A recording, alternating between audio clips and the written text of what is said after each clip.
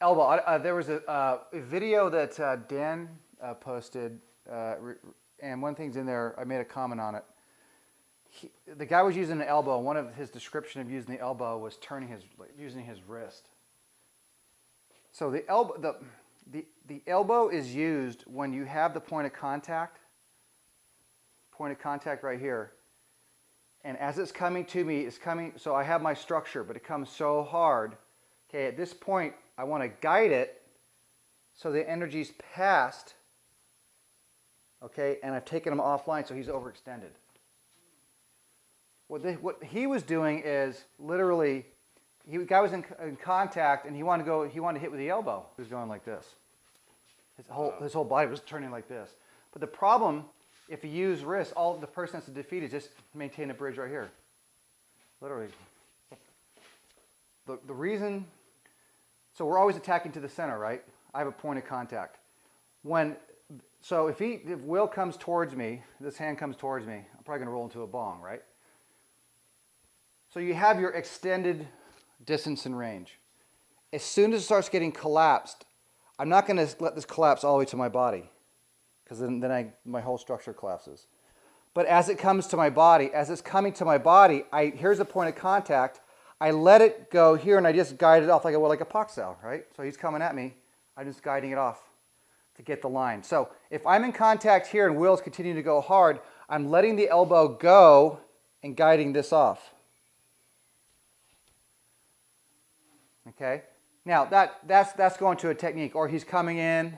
I'm coming in now like abuse coming underneath. These are just kind of gross exaggerations. But from a standpoint of attacking, if he's coming at me, and I'm using the elbow position from here. I'm letting it go and I'm guiding this, but I'm also controlling the other hand. I'm coming in towards the body, or it's coming down towards the clavicle. Now, I'm a little bit out of range to hit here, but I'm not out of range to hit here. So you swim in. But if the wrists are stiff out here and you're hitting, and using the Wing Chun structure, if you're out here hitting like this, the person can defend you just by creating a bridge right there. So the whole idea for the elbow is you're letting that energy get extended past. So if I'm here, he's guiding this point, not your body, more your here. Now let it go, and it turns, right.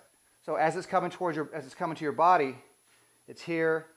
I'm guiding it from, remember, there's a point of contact. It'd be like a Pak-Sao doing this. But if I go too much, I'm chasing the hand.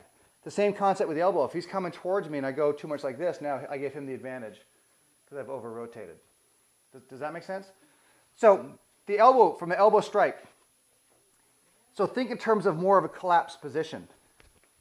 I'm in tight here. It's the same concept from these 2 points of contact. If Will is pushing towards me and I've already collapsed, I don't want to create a bridge here where I'm creating any tension, because now it's easier for him to control me or just push me back. But I'm giving him energy, right? So he pushes towards me. I can let that energy go past to then control his body to swim in with elbows. Or let's say he pushes me really, really hard. He's going back this way. I can pull him back for the elbow strike. Does that make sense? So that's from the Wing Chun structure. The arms remember, you're always drilling in towards the person's center, always drilling in. But the person can be really, really strong. So I'm not going to go force against force. And I'm like, right? So at some point you're in contact. You're going to let that force go. So I'll do it on you. So you let that force go to control my center of gravity. So I overextend. Use your elbow. And then, yeah. But one of the best things to do too is for the elbow, as it's coming towards your body, you use the other arm to control his center of gravity. Now from here, I've collapsed that hand.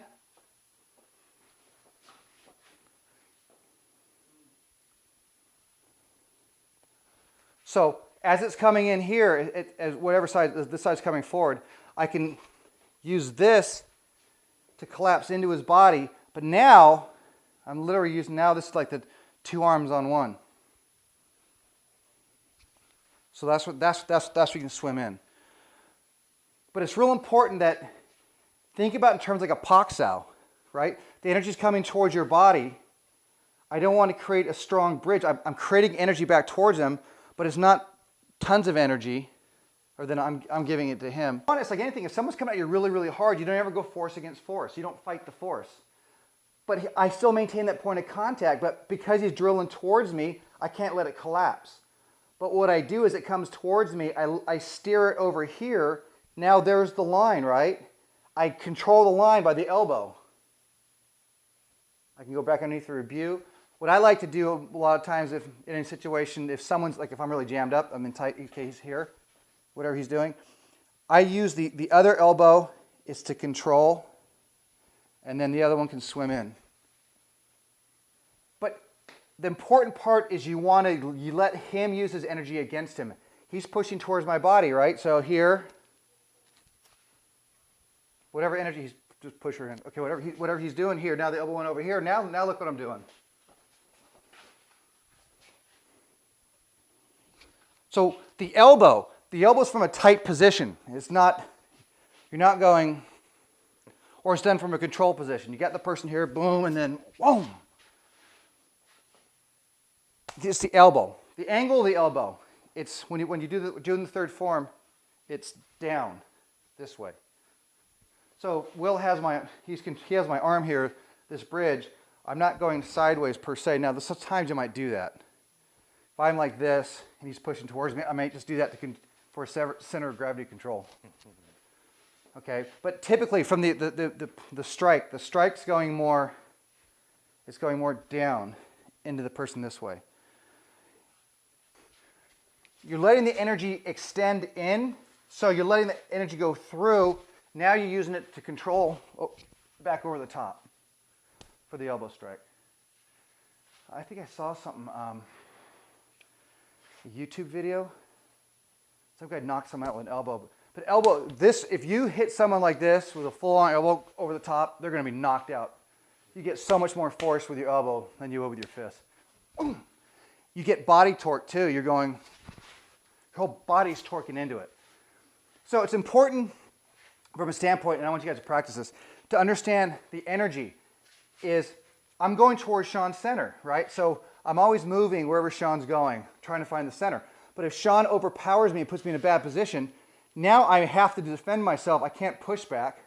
Well, I could push back. But what I can do is I just start rolling my elbows.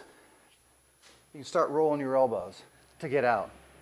So if someone's grabbing your hands, right, you're rolling your elbows. You're swimming out. You're swimming. Does that make sense? So think about this. The joint here, Sean's controlling.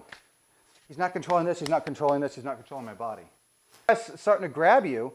Now you have to be careful. If Sean's grabbing me like this, I'm not going to go like this because I'm giving him my back, right? So there's times and places. Like I may come in. Okay, so he just pulls here. I may come into his body to his center to at least so he's pulling my elbow in. 90% of the time, it's done off of energy that he's creating. If I'm like this, if I go to attack Sean with an elbow to start with, he can feel it and adjust, right? But if he's pushing towards me, then I can use the elbow to get out of it. Does that make sense? Okay, so just a real quick, simple drill is just like start one hand, the other one, like in a tan. Sean's going to push towards me really, really hard towards my center. And then I'm going to let it go, but I'm going to guide it to the side. At the same time, I'm going to take this hand as he pushes towards my center, and I'm going to use the hand to control his other half of his body. So go once, twice, 3 times if you want, but swim out.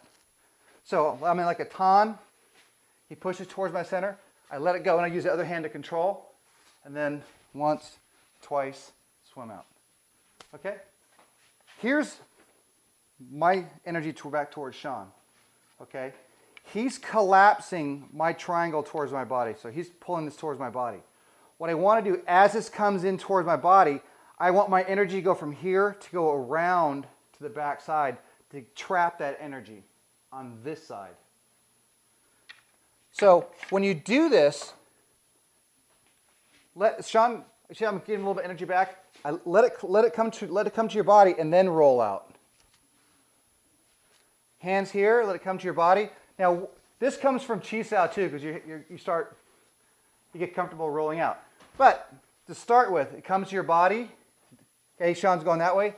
Then let it roll past, grab, and then swim out with your elbows. Does that make sense? As a person pushing on me, you want to be able to absorb. It's okay to step back, but you want to be able to absorb. Push a little harder.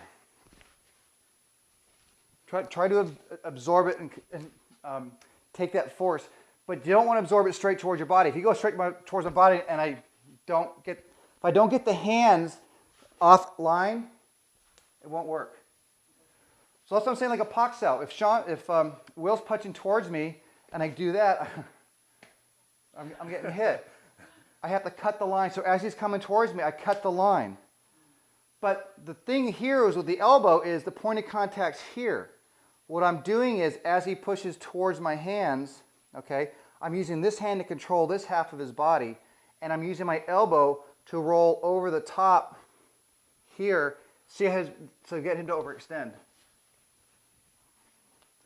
So here, rolls over the top. Now his hands is overextended. Now I'm in elbow range. Does that make sense? But if I initiate the elbow, if I go here and I start trying to initiate the elbow, it's easy for him to control me or to defeat that. Does that make sense?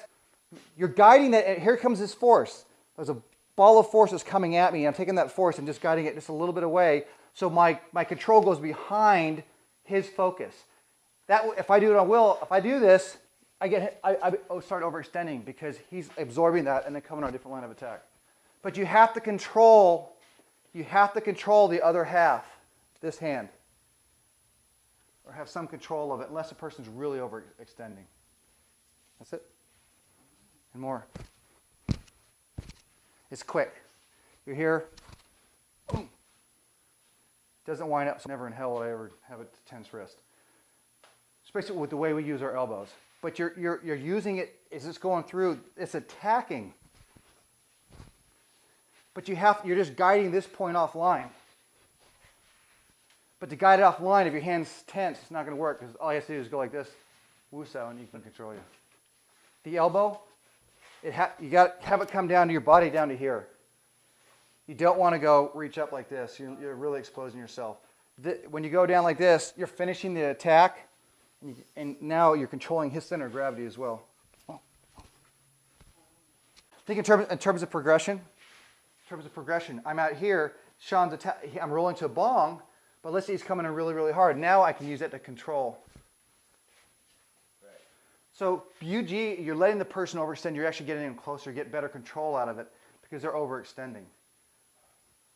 Make sense? Yeah. Right. But there's a ball of energy coming at you, and you roll it away.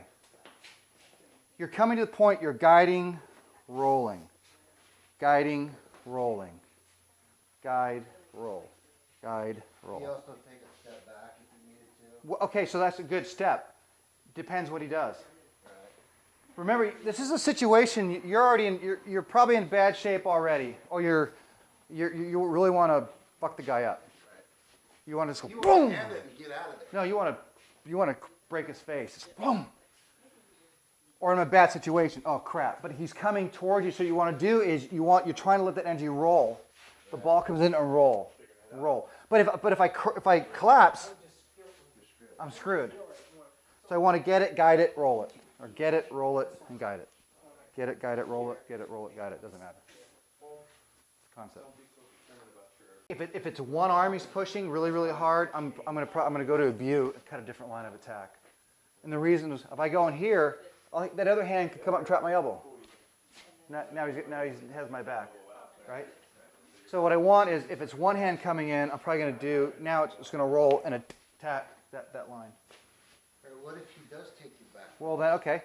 So if he has my back here, watch what I do with my, if he's touching here, dead fish the elbow, an arm. So if he's pushing on my elbow here, I can be forced, now he's going to throw me on my ass back that way. But if I'm here and I can dead fish it, I can let it roll. At least I have 7 months of a chance to come back and defend. Elbow follows the energy. It comes towards me. I let it go. I'm following that energy and then redirecting on the back side at that point. Follows energy. So you happened here, then you went. Okay? Swimming in is you're controlling him, bringing him in. You get better control if you're bringing him in here. Now you're swimming.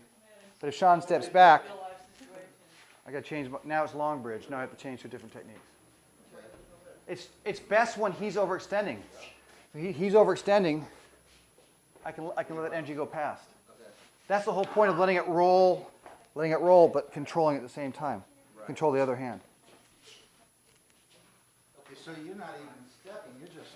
Well, I can't. If Sean pushes me really, really hard, he's gonna knock me. He's gonna knock me backwards. Right. To some degree. Now I'm gonna try to roll it, but I might get. So if I go backwards, it doesn't matter. I can still roll. Right. If he pulls me, I can still roll in. Right. Doesn't matter. What you don't want to do is you're not with the elbow. I'm not initiating coming in. He attacks, then I come in. It follows. It doesn't lead the energy. It follows the energy. I had a feeling you were going to hit me. I'm like, Does that make sense? Yeah, what's that maximum? I was Well, going to come knock what, out. retain what comes. Send off what goes. Right. Hit upon loss of contact. But the idea behind here is you're letting it's so hard is you're rolling to the back side of it. You're going from this point back to this point, and then they're overextending themselves. And then you control the other hand. You roll and you control that other hand. That's the gist. And if it's one hand, then you gotta come off a different line of attack. Because if I start doing these elbows, I now hit. If I attack from here with an elbow, I'm toast, man. Boom. Because all you do is come up. Okay, that's right. Good.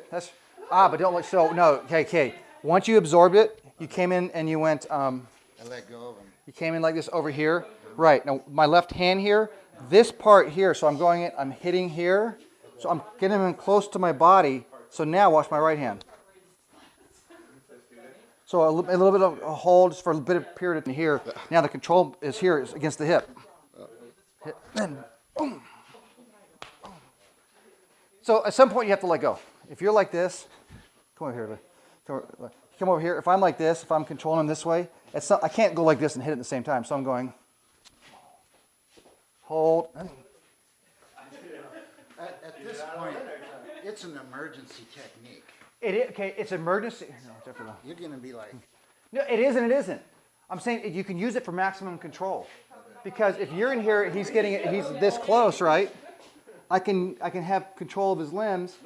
Now, come around come around the backside. But you're working your way back into his body. So it's for emergency, but it's also for maximum control. Right? So think about it. If I'm defending you out here, you can do anything. You jump, spin, kick, whatever you want to do. Right. So the idea is once the bridge is established, now it's controlled, they're overextending, then it's just fuck them up time.